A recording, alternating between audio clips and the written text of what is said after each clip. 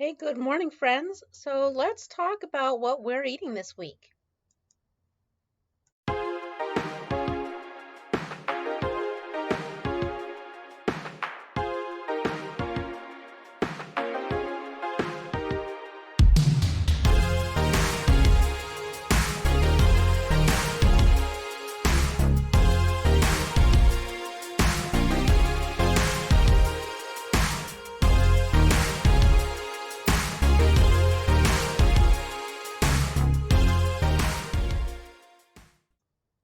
Happy Tuesday, friends. As you can see, I'm in my office and it's messy as ever as I continue working on all my projects, getting ready for convention season. Um, we haven't talked about, we kind of talk about it all the time, but not extensively. So just so you know, like work is still ridiculous. So I made myself a keto chow frosty this morning. So scoopable, but also melting pretty quick. It's the blueberry flavor, so I'm enjoying that. It's going to help because I've got like a 5 hour block of meetings. Ridiculous. But it is what it is. And of course, coffee this morning. It's going to get super warm, so it's t-shirt weather. Yay. Pretty soon it's going to be warm enough that t-shirt isn't going to cut it and it'll be spaghetti scraps with a little shrug for camera meetings. But I thought two things. First of all, I'm still on all about the gelatin. We've had this talk, like this would be like the third or fourth time I find that gelatin is like super important, and I incorporate it into my food plan all the time.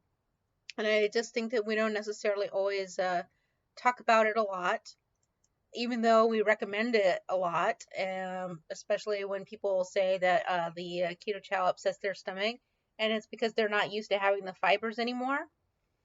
So, or they may have other digestive issues.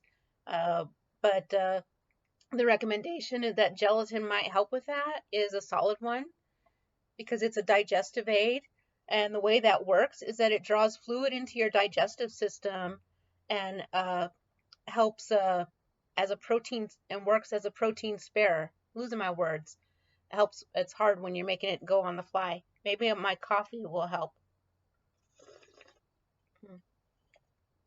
Anyway, so, but as the protein sparer, like you've heard of like that protein sparing modified fast, don't do that.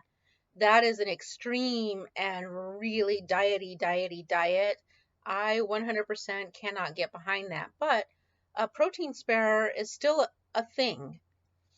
What that means by protein sparer is that it helps the body fully use the other proteins that are consumed. Not all things protein are protein sparers. So this is where gelatin has its unique properties because of the way it is the cooked collagen, and it brings forward the glycine amino acid that's present. Uh, that those all help work with detoxification in the liver and stimulates the production of stomach acid for proper digestion. That is why it is a protein sparer. All protein is not a protein sparer, but all protein has its health benefits. The other thing that gelatin has in it is proline and glutamine. It has all of the amino acids, but these are the ones that are in higher levels. Uh, it has all of the building blocks that you're needed for a protein, so it's good for your gut lining. And of course, you always hear about collagen and gelatin for healthy skin, hair, and nails. Recent studies, as I mentioned on my live stream, are showing that it does help balance blood sugars and it does increase satiety, joint health. And as I mentioned, a lot of times the reason they have gelatin in hospitals is because it helps with wound repair as well as anti-inflammatory properties. So those are all some really cool things about gelatin, which is why I was showing you that I like to incorporate it into my stocks, which already have high collagen in it because it's been boiled down out of the bones with and the marrows, etc., etc. So I really like that extra boost. It really helps me out a lot. I have a lot of digestive issues and malabsorption issues from my rheumatoid arthritis, all that fun stuff. So, is it something that everyone has to have? No. But is it a nice to have? Is it a tool to put in your health toolbox? Absolutely. Just some fun stuff there. Boy, I really got derailed, didn't I? I was just going to tell you about my food for the week. So later today, I'm going to have some kelp noodles with a little bit of eye round beef strips in and seasoned egg. So, still on my soup kick. I love it so much. It's very comforting. We're also doing meal prep today because our grocery store Fresh Time had the grass-fed, grass-finished ground beef. So it was requested that I make one of those meat sanyas, which we also did on one of the live streams. So I'm going to make one of those. I also have some very hot sausage. So I'm going to make the keto chow based pumpkin sausage spicy chili soup, whatever you want to call it. And those two things are going to be packaged up into servings so that people can just pull them from the fridge, heat it up. Part of it will go to the freezer and stock up in there. I also have a couple butter paneer dishes in the freezer. So those are some quick reheatable meals, very easy to work with. While not for this week's meals, I did buy quite a large quantity of that ground beef because at $2.99 a pound, that makes it very affordable for us in this household. So I'm going to make a couple logs of that I can smoke for meatloaf. I will also probably put together some cheese stuffed meatballs, as well as possibly just make some very miniature meatballs, which will be nice to throw in my broth for soup. They mix nicely with the noodles, etc., etc.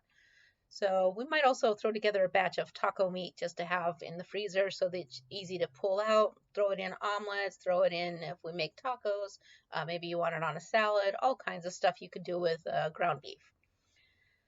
Oh, let's see. Again, I do have an awful lot of that hot sausage, so I'm going to make that spicy soup, but then I think I'm going to take some of them in their casings and throw them on the smoker and then put those away in the freezer just to have, again, for that easy pull out, because a couple of those hot sausages with some fried eggs are delightful.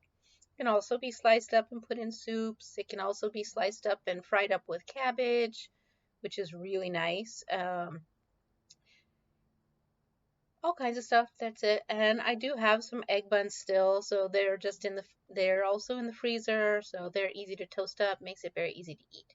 So not very elaborate, but very customized towards really needing to have some heat and eat sort of foods this week. Also very high fat. They will be more like the 2-to-1 or 3-to-1 in the fat to protein ratio, and pretty low carb. I will say that soup does tend on the higher end of the carbs because a serving has 9 total carbs, but you can reduce that if you want to add less tomato. I don't find that necessary. I seem to be I'm fine with that as long as it's my whole meal. So, uh, what are you guys making? I'd love to hear about what you're doing this week. What are we having? So, also, later in the week, this weekend coming up is Mother's Day. That's a hard time for a lot of people.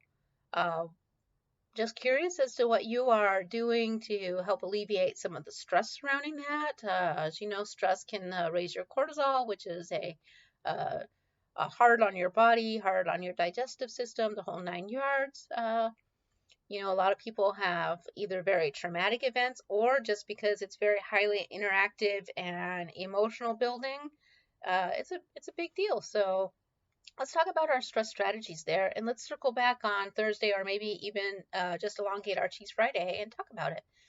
Leave some comments below. Let's get discussion going. See you later. Bye bye.